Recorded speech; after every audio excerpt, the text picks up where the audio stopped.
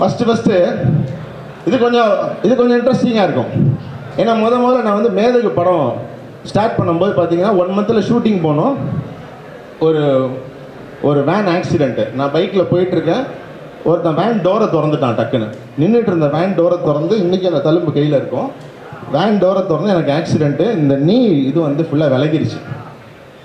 இன்னும் ஒரு 1 மந்தில் ஷூட்டிங் ஸ்டார்ட் பண்ணோம். நான் டாக்டர் சொல்லிட்டாரு, மினிமம் 3 மந்த்ஸ் நீங்கள் வந்து அந்த கட்டோட படுத்திருந்தா தான் உங்களுக்கு வந்து சரியாகும்னு சொல்லிட்டார். ஆனால் நான் ஸ்டாப் பண்ணல.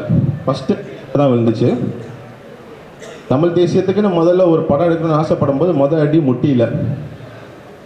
அப்புறம் டாக்டர்கிட்ட போனால், தம்பி வெறும் 15 டேஸ் தான் ஆகுது, நீங்கள் ரிமூவ் பண்ண சொல்கிறீங்க, என்ன பண்ணுவீங்க, இந்த ஜவ்வு ஒட்டாது உங்களுக்கு, அது ஒட்டாமல் போனாலும் போயிட்டு போகுது.